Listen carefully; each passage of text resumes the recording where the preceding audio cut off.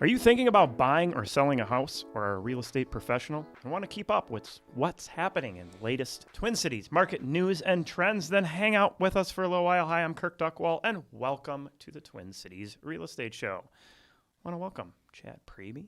Yeah, thanks, Chad. Jenkins. Good to see y'all. What's up, guys? It's good to be back. It's been a little while. I know, Yeah. it feels like it's been a little bit. I actually had a busy last couple of months. Yeah. Now I need to go find some work again. I feel like everyone I've talked to has not been able to keep up with work and social life. Yeah. It's just been a little fast. You're saying like everything or in the real estate industry? Real estate. Yeah. My real estate friends. It's a spring push, I call it. I think that's all we have is real estate friends. All my friends that weren't real estate friends now are in real estate. Oh, I feel like a lot of my friends that jumped on the real estate bandwagon are jumping off right now, unfortunately. See, I think this is the when the market is slower, this is the time to actually learn and get in, because this is when you have to actually time work. to breathe. Yep, and you have to learn how to actually be a true fiduciary for your clients. Strategy. And that being said, that's what we're going to point. talk about Strategery. today. We're going to talk about selling a house in a slower market. And, you know, our market right now is tracking at about 30% slower pace than we were at the same time last year. And there's a lot of nuances to that. Do you happen to know what last year was tracking previous to the year before then this time? So like what would we be at over the past 2 years? It has been moving down. I don't think it was necessarily a 30% drop over the previous, but it was a slowdown, maybe in the 20s. Okay. But yeah, I mean, we are a lot more in line with what we would call a normal market. More stable. Yeah, more stable. And Not that it's easy, but that's for- really especially close for buyers. to where the market meter is kind of tracking. We'll get to that in a second. Got some other stats to go through first. As always, you can submit your questions online at TwinCitiesRealEstateShow.com. Again, TwinCitiesRealEstateShow.com. And there you can find all of our great free publications as well. The Smart Home Buyer Guide, the Smart Seller Guide, and I'm sure some of the stuff we're going to be talking about today, that's stuff that's also covered in there. Along with those books are golden. They are. I mean, it's big time. It's a free guide of how to be as successful as possible in the sale of your house. And it's very specific to our metro here. Yep. We're not That's talking the key. national stats. We're talking how to do it here. Yes. And yeah, if you want to also know some of what's going on with our market, we also have our new updated BRIX report on there as well that you can download, which has all sorts of data for a majority of the different communities around the Twin Cities. And Plus, it's a the fun artwork read. is awesome. The art is so pretty this year. Love it. I love it.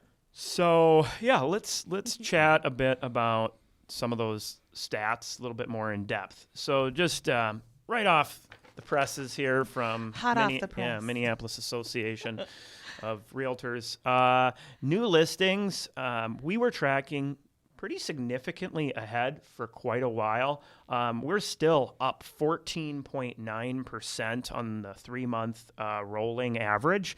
But if we look at just the last week, we're only up plus 0.2, right? Okay. And so I think we're going to continue to see, because we had such an early jump this year. Right. And that's part of the reason we're 30% slower right now, is because we were 30% faster in January. Yeah, and there's so many February. cogs in Minnesota real estate, right? That we had a really warm winter. Yeah. We didn't have the year before. I remember I put a listing on peak market, and then we got a blizzard, and it like killed it for that week. You know, weather's a big deal in Minnesota. Oh, You yeah. gotta watch the weather. Yeah, big deal. And you never know when you're going to get a blizzard. Well, and plus in January, we had that little rate dip. Yep. Remember that? That picked up business, and then rates kind of went back up again, and look what happened. It slowed down a little bit. So Yeah, the market has been tampered by rates. We experienced this very similar in 2022. Now, in 2022, this was done when rates went from about 3.25 up to about 5.5, and it just breaks on February through April, just cut the market off. If you look at the history on the market meter, you can see that. It just sheared it significantly down of where it could have been. Same thing happened this year. Right. Had rates just held in the mid sixes or even low sixes, we would have seen a significantly faster market. That said, we didn't see that. And now we're coming into post-peak season. Right. And so people that are out there looking to sell. Now, there are some bright spots out there that depending on certain reports, we could see a possible rate reduction. And if we do, and this is without even having the Fed do a rate change. This is just looking at things in the economy could bring the bond market down, which then brings the interest rate down. Right. If that happens, we could see a resurgence in the buyer activity out there.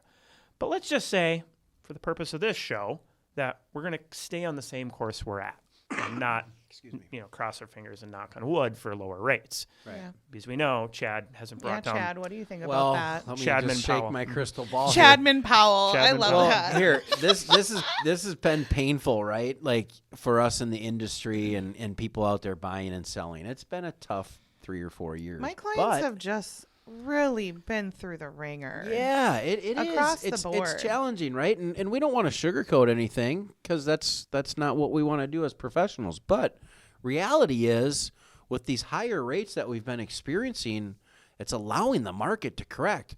As we talk about on our Monday morning mastermind calls, the inventory is going up, right? As the market's slowing down, I think this is not necessarily a bad thing. Yeah, if we could see. It's a hard thing, but there's a purpose behind it. We've Correct. seen inventory grow by. Yep, I see you giving me the 2 minutes. I know you don't want me to go over again. All right. Love you, Lauren. I'll never live that down. No. So, yeah, we see that with the rates holding where they are, we have inventory, and that was actually the next thing I was going to get to here, up almost 15% over last year. Now, last year it had grown a lot too. And with the current trajectory, it looks like we're going to see that hold. If we can bring this all the way through to next spring, and we do see rates actually go down, maybe by winter, maybe by late year or by spring, we now have the inventory to actually handle that increased demand. Right. If we had rates go down last year, we would have been in a pickle for inventory. Big time. Yeah. And it Big would have time. really hurt the buyers. The out there. escalation of equity.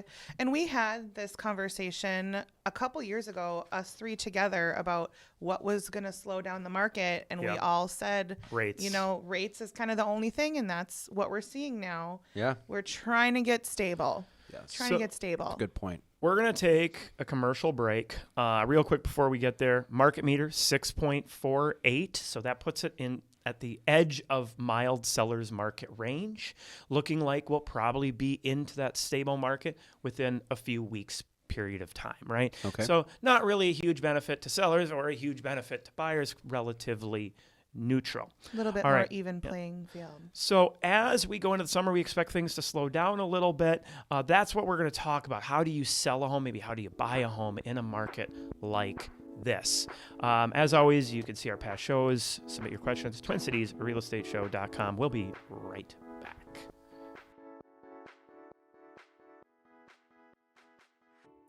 Kirk Duckwall here again with the Twin Cities Real Estate Show. Our local sponsors are BRIX Real Estate, Network Title, Eric Bloomstrand and Chad Priebe with Bell Bank Mortgage, and James Tufson with the Preserve Group.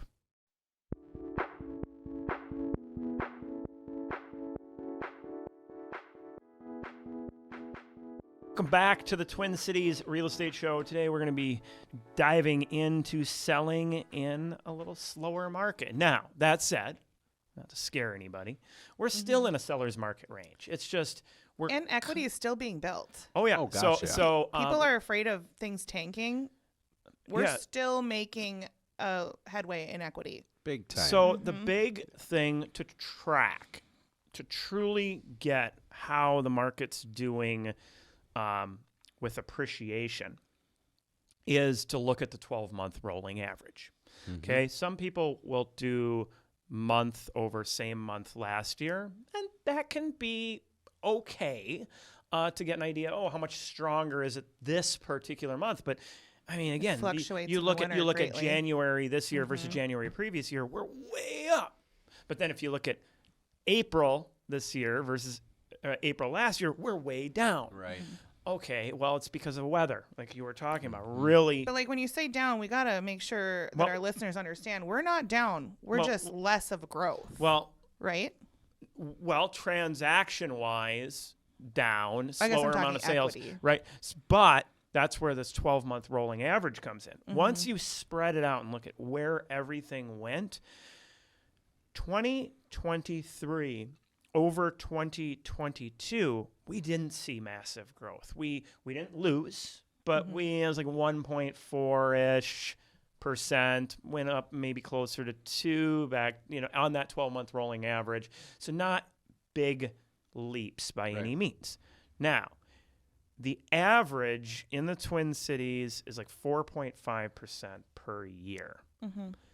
Well, we had a year that it was 11, Double digits. and then we yeah. had like an 8.9. Right. Well, so it's going to take a few years of things maybe not being quite as strong to get things a little bit more back to normal Normalized, when you look yeah. like at a 10-year average.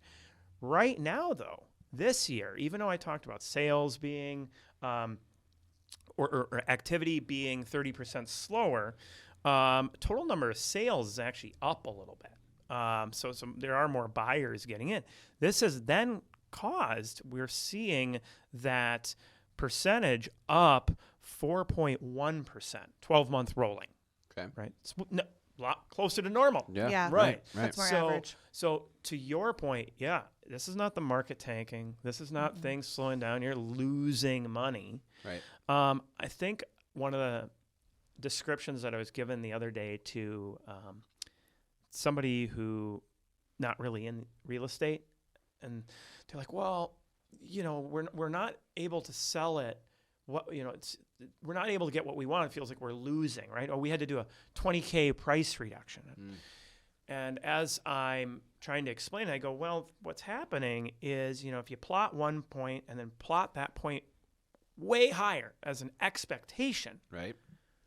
and then you have to come down a little bit off of that expectation, are you losing, or did you just set your expectation too high, right? Right. And this is a mistake we see a lot of real estate agents make and a lot of sellers make. I think a lot of agents will put people back in their place a little bit. Like, okay, yeah, you could set an expectation like that maybe in March, Right. where you can reach a little bit more. But now we're coming into end of May and June. You need to set that just a little bit lower. Now, one of the tricks that I tell people is when doing comparisons, especially at this time of year, don't look at what a house sold for as your comparable. Look at what it listed for, because it's what it listed for that helped it sell. Yeah. Right? And so if you overreach and maybe you reach for that high number, it makes You might not get that. you might not get to it. And I guess I'd like to add to good that point. that as a seller, you're hiring your agent because of their knowledge and their ability to really work Hopefully. this market for you. If you're interviewing agents and you go with the agent that is telling you that they're going to sell it for the highest, that might not be the best agent for you. You better start asking a lot of questions. Some agents do that just to get the listing. It's almost kind of a bait and switch Yep. where they'll say, oh, that agent that you interviewed said they'll get you that. I'll get you 50 grand more. I'll get you 100 grand more. They're just maybe saying that to get you under contract, and they're just betting on that future price drop is what will save the Right, sale. because what's going to happen is the seller is going to sit there and go 60 days later, crap. Yeah, I should have I listened should to have the listened to other that agent. other agent. We would have been sold by now. But I still have another 60 days, 90 days on this contract with this agent. Yeah. I don't want to cause any trouble. I'll just do the price reduction. Yeah. Right? And the thing is that price reduction, well, it can't hurt to try this price. That is a very dangerous attitude to take. It can't hurt because statistically can. it hurt. Yes. It hurts every proven it day. does. Yep. Every day that a house is on the market, Yeah. on average, that's the key. Now, there are strategies where you can reach, but you better know why you're doing that. That's why I say, if there's an agent telling you the highest price, ask with follow-up questions. Okay, like, well, are we actually expecting to get this price? Have them show your comps. Yeah. Are we yeah. using it as a bracketed pricing strategy? Hey, you know what? I know I'm thinking we're $390, and that's probably the real number, but let's actually price it at $4 because we're going to get a lot more eyeballs. There's But there's a strategy of bracketing Yep. in price that you listed at. Yep. Bracketing is a big deal. And maybe if you're questioning, I like this agent. I'm gonna sign with them to have them sell my house for me, but we're still a little disconnect on the price. Maybe go do some showings with them at those comps. Mm-hmm. You can see Good for idea. yourself with your own eyes as a seller, yeah, this house actually is a higher quality overall than mine. I'm not going to be able to sell it for what I thought. Or, hey, I don't know, this agent might not have known their numbers well enough. We should maybe be listing higher. Usually it is the first, I got into a really interesting conversation yesterday, almost an hour, with an agent, and we were talking about how to price when you don't have a lot of comps or any comps in a sense. I said, well, you got to be careful in trying to reach for a comp. And what do I mean by reaching? That you go too far out of the subject area or you make too big of an adjustment.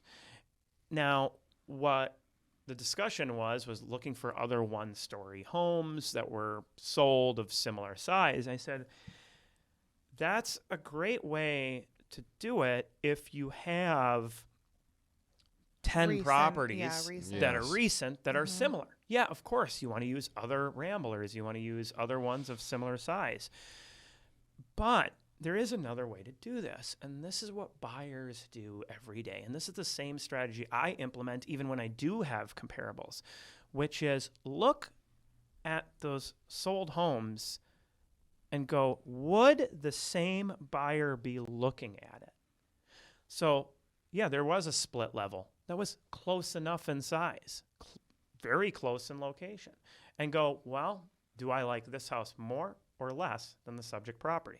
Then find another one that's a little lower or one that's close and keep asking, because a buyer would look at all 3 or all 4 of those houses, even if it's a split level, a story and a half, whatever. If they're all in the same area and same price point, similar size, they're looking. They're not going, I'm only looking at ramblers typically. They'll almost always be willing if it's close enough, right? If it's in the same price point. Another thing too that an appraiser would say, if it's a very unique home, like maybe some stuff that has features that you don't find in other homes, that can get hard to comp out. Appraisers tell you go back in time rather than broader area. Yep, time. Because going back in time, even if it's 5 years ago, we can statistically do that math a lot safer for your pricing. Right, you just look at appreciation You for look the area. at what the appreciation is. And that is exactly what an appraiser is going to do. If someone buys your house with funding and Chad's over here helping them get that loan, the appraiser is going to tell them, we got to go back in time to find that. They're not going to say, let's look 20 miles away. Yeah. So Yeah, the that's a reason good I wanted to point, bring Joey. this up is we've been in such a low inventory environment. We see more and more of, well, there hasn't been much in the last 6 months. There hasn't been much in this given area in the last year, per se, right? And you want to be accurate because the key to being successful is that pricing strategy, because list price can be a strategy or it can be a mistake. Yeah. Right? Big mistake. Right? And you want to make sure that it's a strategy to get you there. So when we're in a market like we're in and getting into, there isn't as much grace in the lack of marketing if you truly want to get your house sold. And going back to the basics, professional photography Always. it's a must. Oh my gosh. It's a must. The It's a amount of must. photos I see that were clearly taken with a phone is shocking. And that's one of the lowest cost things that an agent is going to do for their client. Sure. I'm not saying it's cheap, but it's not spending thousands of dollars on crazy marketing. Like, that's just your building foundation of getting the house sold. Yeah, the minimum, right? Yeah. Don't use your phone. No. It's not going to work and well for it's you. also somebody who knows, and here's where it's really dangerous is let's say you have an iPhone. Now, iPhone, you take a photo and it does this auto adjusting, and that photo looks super pretty on your phone. But once you pull it down, it loses the auto adjusting, and you just get the raw photo, and then you're in there trying to make tweaks or whatever, and either I'm screwing something up when trying to pull them off my phone, or no, you just don't get that same quality, and that's where the professional processing of a professional real estate photographer. They know what they're doing. That's why you hire them. Right. Yeah. They're doing 9 exposures and blending it, so the shadowing is right. There's a lot of technique there, shooting it at the right height, the right. Height is a big deal. Yep. I've seen some photos where it's like, did they take every picture in this house at their hip? Yeah. Because it's crazy the height and the angles, how it opens or shrinks a space. And a professional photographer is going to know how to do that. Yep. So the next piece, though, is staging, whether that's doing a staging consultation, to figure out how to prep your property with your stuff, or to, have a house fully staged. I mean, I was actually talking with an agent the other day, and I looked at the photos, and I said, one of the problems you have here is you have nothing on the walls. Yeah. There, very little stuff on the walls, and it made the property feel so cold. Even though there was furniture. And I can speak to staging extremely because I have a staging company and a new warehouse. And we just moved to the new warehouse. We're in the old Hams Brewing warehouse now. Yeah. Oh, cool. An old past client of mine who's now a friend, serendipitously we came together and made the move happen. I'm very excited. Congratulations. Thank you. Yeah, but to speak to staging, staging is always going to get your house sold for more. That we know that. Yeah, Kirk has written actually a book on the stats on that. Yeah, the amount. I used to say 4 to 6%. It's higher for the metro. Yeah, it is. It is. It is. 8%. And 8%, that's a lot of money. Yeah, it is. It is a lot. Yeah, And but it's I'm not paying for a staging. It's not it's fake. It's gonna pay back. But if it's gonna pay you 8% up to 8% more, that's a no-brainer. Yeah, and here's where people go wrong in their thinking on it, is they look at their neighbor's house that sold for a similar price as to what they might be thinking, and it wasn't staged, it was vacant or whatever. Okay, was the timing the same? Was that neighbor's house actually similar? Is it exactly the same size? Is it the same layout? Is it all these things? There's typically differentials there. Oh, yeah. Or they think, well, I sold my last house without staging. Yeah, I can sell a Ferrari for $500 too. Selling a house, Sell it a house, to me, Kirk. Sell it to me. selling a house takes no skill. Right. Selling a house in a short period of time for the most amount of money possible with minimizing inconveniences. That is, and what our an agent should be doing. show, we're talking today about what you do to sell your home in a cooler market, right, than what we've been experiencing the past several years. The past couple years, I've been telling people, oh my gosh, stage your house, because it's going to give you, even when you take that percentage of what houses were selling for over asking price, that's a lot of money on the table. Now we've had a little bit of shift. Now I'm starting to see clients wanting to stage their home because they want to get it into multiples. Yeah. Right. Getting it into multiples is where you're going to get the most money out of your sale. Yep. And having it staged the point of staging is to make it look inviting, to have furniture set up that accents some things about the home that maybe people would be confused seeing. It's going to definitely help them visualize themselves in that space.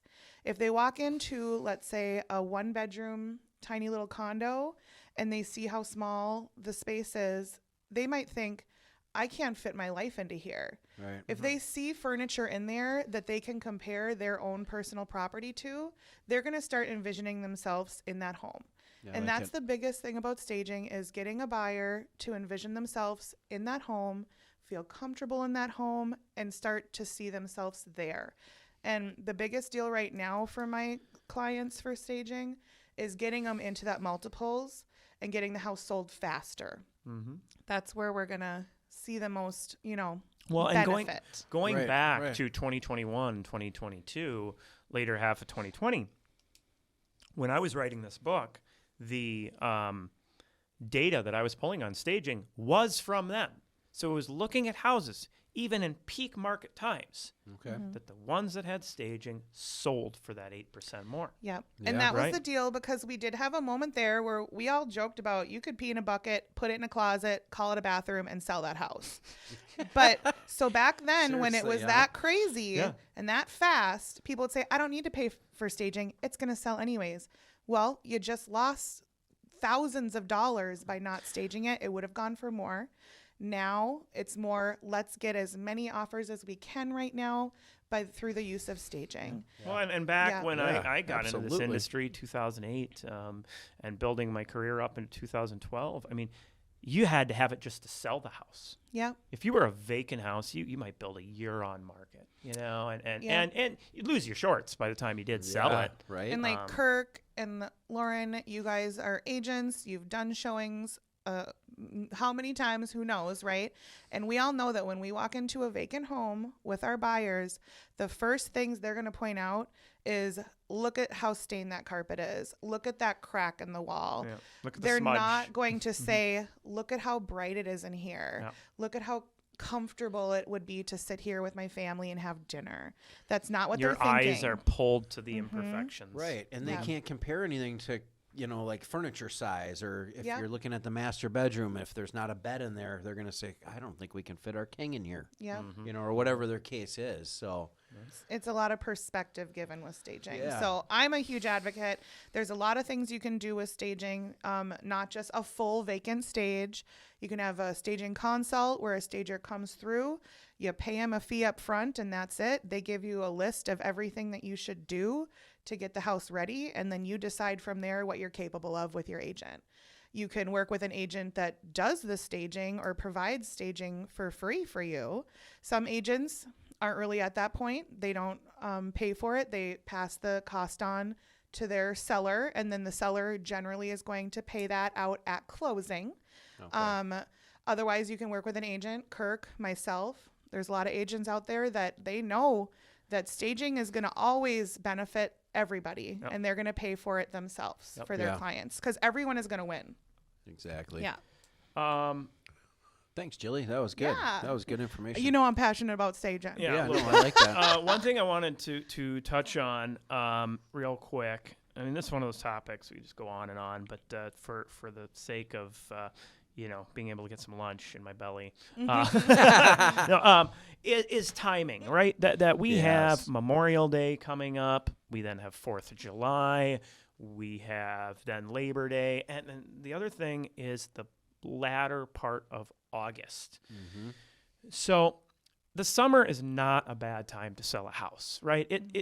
It's still pretty decent. Yeah. You do want to make sure you're watching the showing activity in the area, pricing according, but the dollar amounts that houses bring in are still very reasonable during the summer months. It's not quite the activity levels that you experience in March or April typically, but it's still not bad. That said, don't list, if at all possible, right before or on Memorial Weekend. Right. Or 4th of July. Yep. Any Or major and holiday. really watch for I would avoid bookend 4th of July week. Just Yeah. remove that completely off the table. Those 2 weekends People that are try going to be to in there. take their summer vacations, you know.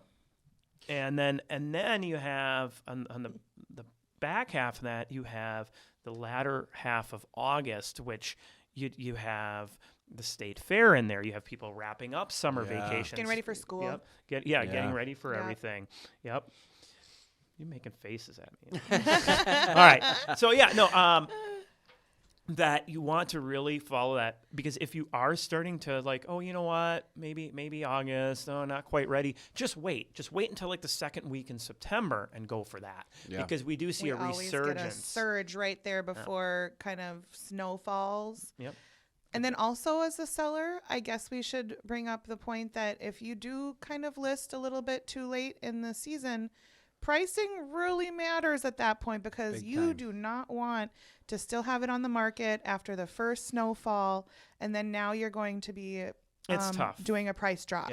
Yeah. Winter selling, and what I mean by winter selling is it's another animal. Well, the mid-November through beginning of January. That is a really hard time, and you better be prepared to have many different strategies ready if you're going to be going at the market at that time. Plan A, B, and C. Yeah. So, and it's very dependent on the weather. Yeah. To recap, timing, professional photography, have it staged, listing on the right day of the week is important.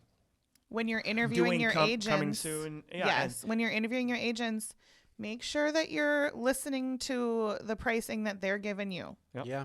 Don't jump on the highest price agent. Get a few opinions. So, and a big one too. You might have mentioned this, but patience. Yeah. I know I heard Patience one of you guys is a talking big about deal. that, because average time on market right now is in the mid-20s. Mid-20s. So if you have an agent out there saying we're gonna, and this could happen, but it's over promising is what I'm hearing a lot right now. We're gonna sell it this weekend. Oh, and by the way, it's Labor Day. You might want to step back a little bit and just like we've been talking about, holiday weekend, right? Well, a great story about patience is Lauren, our board operator, at her house on the market. How many days was it total? 20 days. Ends up doing kind of a marketing price change, which ultimately put it into multiple offers, which ultimately put it over what the original list price was. Nice. So strategy, planning, patience. Yep. Huge. Yeah. If you're working with a good agent that, has been around the block a couple times and has that strategy down pat, if plan A doesn't work, plan B, they already know what the next steps are to make it happen, And they should be talking to you about that plan B. And they should be kind of talking to you about plan A, B, and C up front of, if this is how it goes, this is what we're expecting. If this is how it goes, this is what we're going to do. And that gives you a peace of mind as a seller, right? I have options. Everything Obviously, is so option A is what we're unstable. going for, but When you're selling, everything is so unstable. It's very stressful. Yeah. And it's good to have some sort of path in front of you that you know what your agent's setting up for you. Well, and your loan officer. yeah. Well, thanks again Absolutely. for coming Thank in. you. Appreciate it. Before my stomach starts growling here through the microphone, I'm gonna go grab some food. Yeah, remember, planning, patience, price. Yes. Hey, All right. the peas. The P's. Peas, Check I us like out it. online, TwinCitiesRealEstateShow.com. Kirk Duckwall here again with the Twin Cities Real Estate Show. Our local sponsors are BRIX Real Estate, Network Title, Eric Bloomstrand and Chad Priebe with Bell Bank Mortgage, and James Tufson with the Preserve Group. Don't forget to check us out online anytime at TwinCitiesRealEstateShow.com. There you can find all of our past shows, our weekly market updates, along with the latest and greatest searching and researching tools, and our free publications, to include the Smart Home Buyer Guide and the Smart Seller Guide, along with the BRIX Report. All of these free for you. If you have any real estate questions, please feel free to give us a call, 651-303-0019. Again, 651-303-0019. Happy to help answer any of your real estate questions or assist with your real estate needs.